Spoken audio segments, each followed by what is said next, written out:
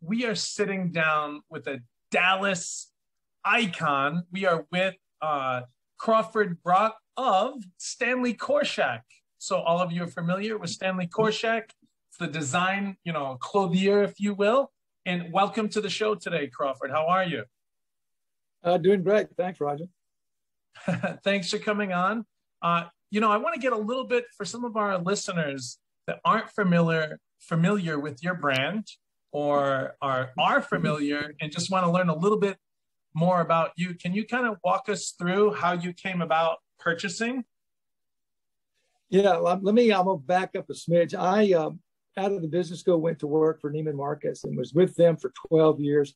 I was in the Beverly Hills running that store when I received a call from a headhunter regarding the opportunity to come back to run the retail for Miss Carolyn Hunt, who built the Crescent, which is an office tower, 3-tower construction, a 5-star hotel, and the retail complex. And I left, I would think, a very promising career with Neiman's to take on a dream, which was to own my own business.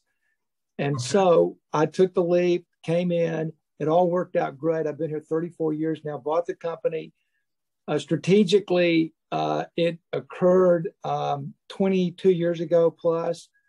And that opportunity, as we discussed it, as I learned about cash flow and running a business and so forth, I kept pushing it out and finally said, okay, let's go. And set up my own banking. And, I was, when I moved back, I was very young. And wow. So it just worked out great. It was really a great move, and I'm really pleased that I did it. Well, it sounds like maybe you're outlasting Neiman Marcus in this case. So this proved to be quite fortuitous, Crawford. That's an interesting comment because we, obviously they're right here in our backyard. And I think initially when I got here, I got calls all the time to come back. What are you doing there? That'll never make it.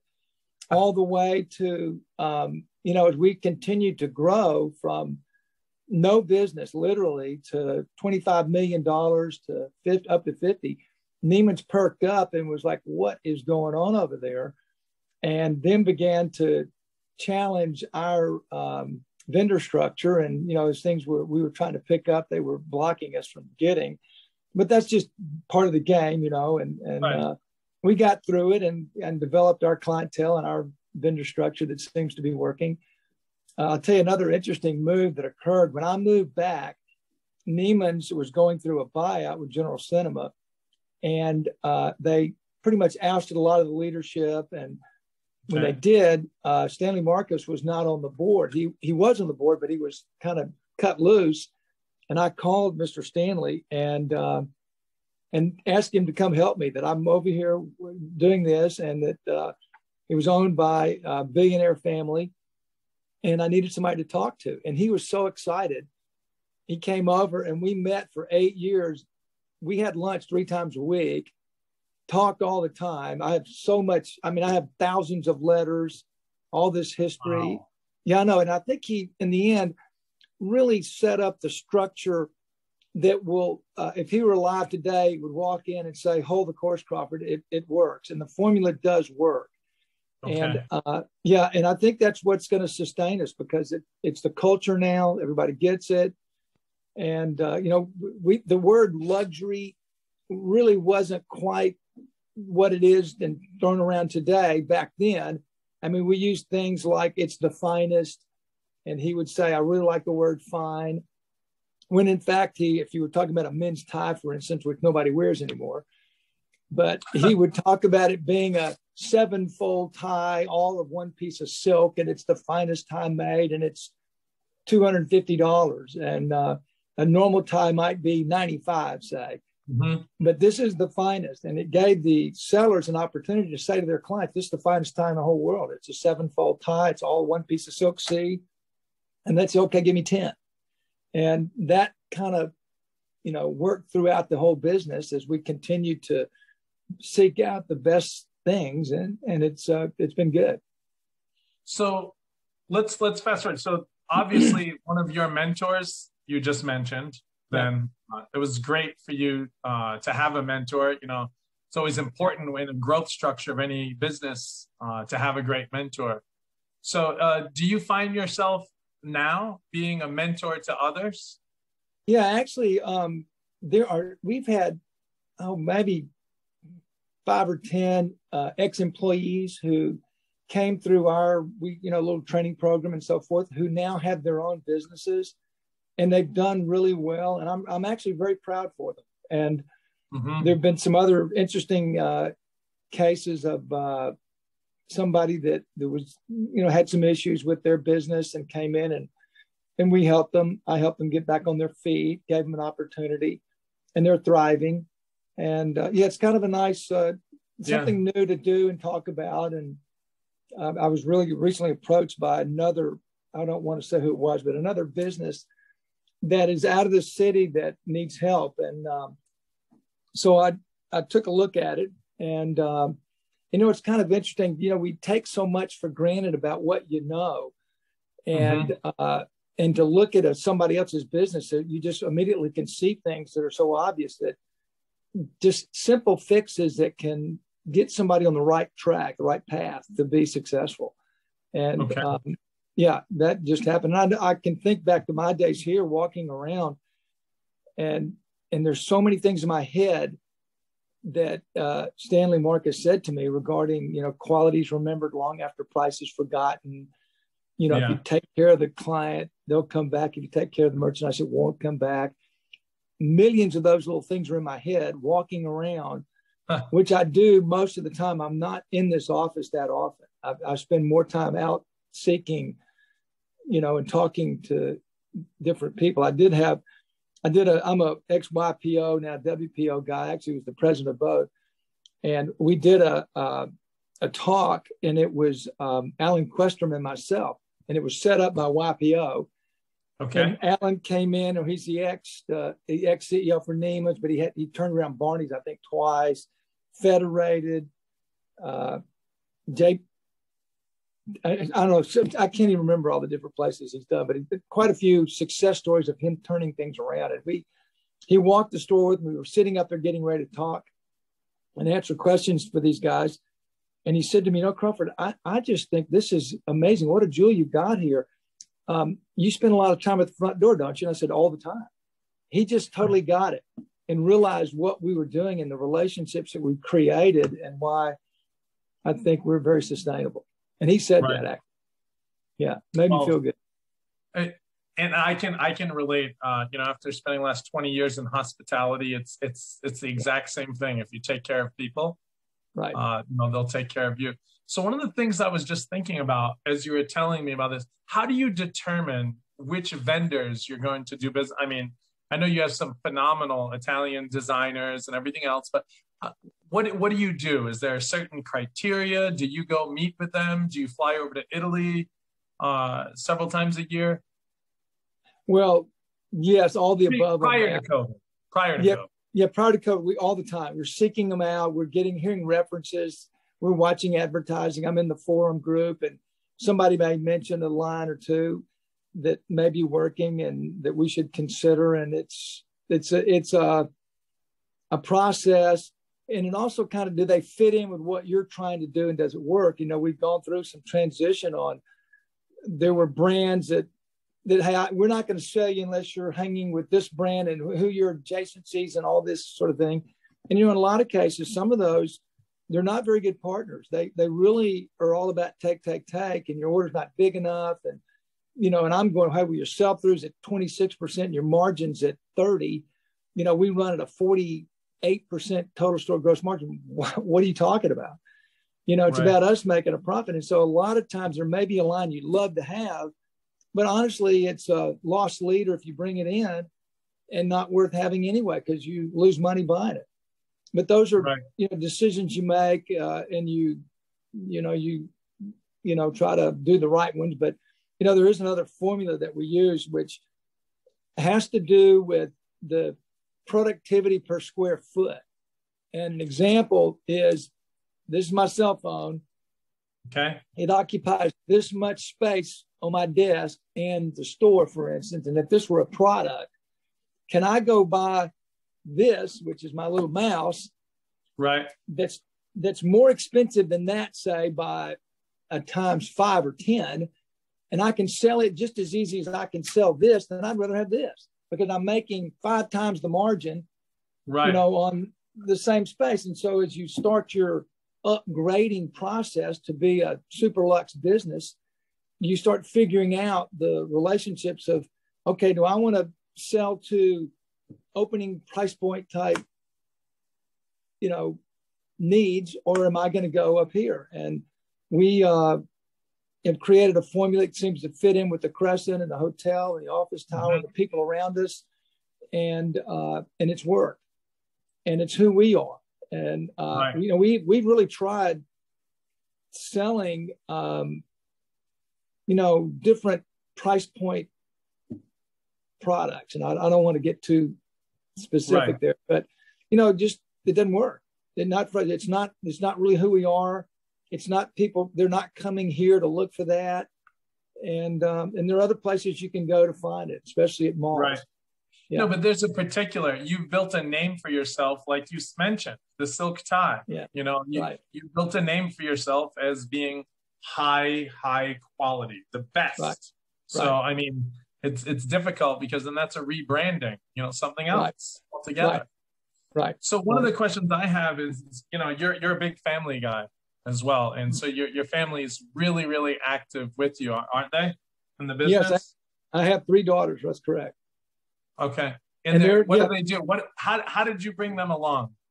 Well, in high school, they worked here during the summers, and then as they graduated, they all worked here, and they're all married. And to Liz, I'll just give you a little quick background on that, but to 3 great guys. And the oldest and the youngest are married to bankers, and the number 2 is married to a doctor. And these are highly motivated kids who are, cute and smart, all business degrees. And so they all kind of found a niche, and it's been good. They're in different parts of the business. They're nimble, so they can go anywhere and help out. And 2 are kind of more the financial type. One's the merchant type, but they can go anywhere in the business and can be of any help. So the oldest has been doing PR. The number 3 has been the kind of an analyst, kind of analyzing a lot of what we do on the buy side. And my number 2 daughter is she's a ex-college athlete, and cute, smart kid, very, very bright kid. Her husband's a physician. Competitive. And, yes. And when she came in after school and started running men's, they came to me, and the guys did, and said, Crawford, we're going to do whatever Laura tells us. I said, really? Why? I said, well, first off, she's your daughter. So we, and secondly, because we think she'll beat us up. But she's tough but fair, so it's been fun. Right. Yeah. Well, that's well, usually many times athletes, highly competitive, and they want to win and be the best in everything that they do, even later on. So that totally makes sense. And a lot of times if they're on a team, they're team player types. They get along with everybody. They see the goodness in people, and I think that's sure. Yeah. So what are you the most proud of when you look back, at your career and everything that's happened, with Stanley Korshak? What are you the most proud of, maybe in your life in general? Well, specific to Korshak, let me say that right today, what I'm most proud of is that we have survived so much, from the 08-09 downturn, the 9/11, 08-09 downturn, to some major construction here by the landlord and some things they did, to now COVID. I mean, we're so solid. We powered through that. Our e-commerce kicked in, and we were closed for 2 months with that, and we made a profit last year. And we've done the projections on this year. Yeah, we exceeded plan in January and February. Feel really good about what's about to happen. Okay. So I think right now, just because it's on my mind, top of mind here, is that God, we've made it, and we can see, where we are, and it's going to be good. Yeah, And you can see so where that, it's going. yeah, that would be number one. And then back to the family side, I have 3 great kids and a beautiful wife, just a great family. My wife's was a college tennis player, a top 10 junior. And we played a lot and still do competitive tennis. We play that mixed open and also she plays women's a lot, plays all the time. She's played 3 times a week. Her family is from Sweden. She's a cute blonde lady. All 3 my kids look like her, tall, skinny blondes. And so I'm proud of them and our grandkids, and they're, that strong gene is kind of gone down the line. Blue eyes, blonde hair. I have lots of boys. We have 5 grandchildren, of which one's a girl and the rest are boys. And having all girls and daughters, yeah, they're getting payback. So yeah, it's been cute. And then I guess the last thing I was just going to jump into is that just thinking about how things got started, how I ended up at Neiman's and how I ended up here, just sort of, good fortune. And I think it goes back to, I went to a great boys boarding school called Darlington. And my junior year, we won the only, at that time, state championship that ever had in soccer. And you look behind my shoulder right there, you see that? That's a picture of 50 years ago, February, we won it. And our coach was our English teacher. And if you've ever seen that Miracle on Ice movie about the 1980 hockey team, that coach was the epitome of what our English teacher coach was. He told us we were just mediocre. We won every game. We really weren't that good, but he ran us to death, and he had a strategy that we believed in, which is a lot like what that coach did. He confused the players. We're going to beat them at their own games, talking about the Russians. We're going to attack them. And our coach did the same thing. And we attack with 4 forwards. If you know the game, nobody forward, they play 1. Nobody does. Yeah, it's in the back. And he had this idea that we all bought into. We won every game, won the finals. And he was our English teacher. And we just bought into everything he told us, and then won the whole thing. And we had a reunion 30 years later. And that's that middle pick. Up top is the team. The second group right there is an actual picture. We reenacted it right there. And I'm going to tell you about that group of guys that were on the team. And if I went across the top, there's the coach in the middle, and I'm on his right. And there's 4 of the guys there. They're all doctors. And down below, the 2 in the middle went to the Naval Academy. And the 2 on each, and the other 2, one went to Chapel Hill, one went to Rhodes. And these guys came back to take over their family business and killed it. And they're hardworking guys that were going to give you everything they had and more with a great attitude. And I think in my heart, that's who I am. And so I'm going to come out and push everybody to give me. And as that coach on the Miracle and I said, if you're going to give me 100%, then you're going to make my job real easy when we go from 26 to 20 players. So you better give me more than that. And I feel the same way about the people that work for me, that if you can't give me more than that, I'm really going to put you on the short list and visit with you can you do better? Because that's what you have to do. And that's our culture. And everybody understands that. Yeah. Does that make sense? Absolutely. I mean, I grew up as an athlete, so I get it 100%. Yeah. So now, how do you get that buy-in? So do you have other leaders on the team that totally get it and buy in, and then they help propagate that as well, you think? Or yeah, that's a great question. As I said, I think the culture is the biggest part. And that when you come in here, you look around at what everybody's doing, you go, wow, look at what these guys are doing. And I'm talking about the girls too. When I come into your store, or when I have in the past, I've noticed that everyone seems really attentive, happy, positive, super helpful, professionalism, attention to detail beyond belief. Right. I had to go out to LA. We were looking at some work that we were going to do here in the store. We actually went out to look at a couple of places in Beverly Hills, and I went into what was the old Barney store. And I'd never been in there. It had been there, heard lots of great things. And I walked in, and the first thing I saw was a tea stand And right down below it on the floor, something had been taped down with a name of a designer. So, pick one, like maybe it said Valentino. And then they pull that up and they put another name over it so you can still see parts of the Valentino. They didn't clean it up. And if somebody were really in charge, as I am, walking around, and I touch everybody in the building at least 4 times a day, and I see every square inch every day, that they missed that small detail as you walk in, said everything to me. It's like, wow, this place. What else did they miss? Well, I don't know. That's just the first thing, and it's the little. It makes you think. What else? You know? Exactly. Yeah. Right. Exactly. Yeah. That's exactly it. And now look, they're gone. And not that I'm sure I miss things here, but I hope I catch it on the second or third or fourth time back around. But I'm talking to them.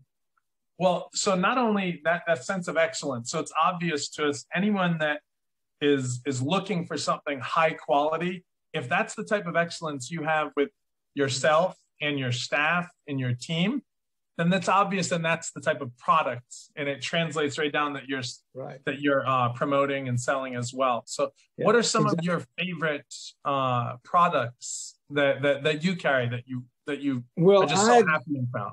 I love Cucinelli. I wear it every day. My wife wears it every day. I just love it. I love Brunello. I love Massimo. I love the whole team. They're just amazing. Right. I think it's beautiful clothes. So it's numero uno by a long ways. And then on the quality side, Keaton on the men's side and women's is just amazing. It's a great product, great factory tours, great people. Mm-hmm. We kill it. And then there's Sylvan C down in jewelry. That's one of my favorites. I love her things. We sell the daylights out of it, and she's just amazing. And I could go on for days on that, but just to hit a few. Yeah. Well, any of the people that are following along that really enjoy some of those products, you'll be able to see this in the posting, and then also we'll include links as well. Okay. One of the things that I wanted to ask before we start wrapping up here is as you're looking ahead towards the future, style changes, the target demographic.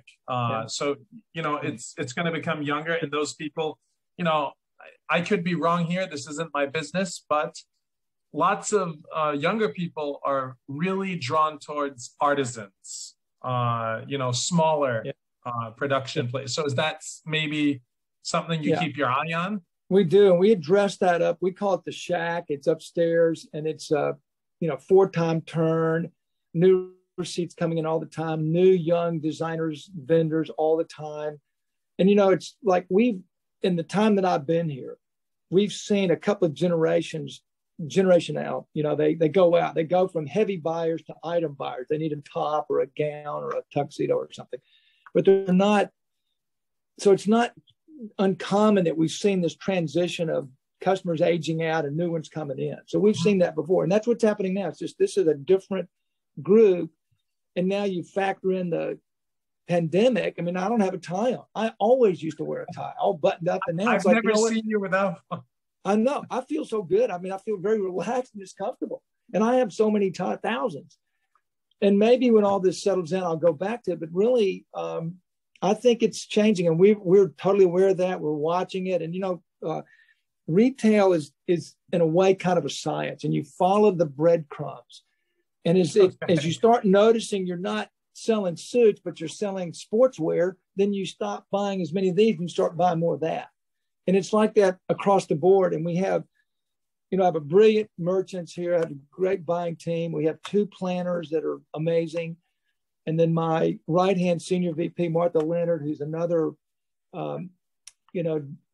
past divisional buyer, Neiman Marcus. We have the same DNA, who runs that, and they're on it all the time. And it's a constant, we do check-ins all the time with all these different meetings we're having, and with the buyers weekly, daily. I meet with the whole store family on Wednesday, steering committee Monday.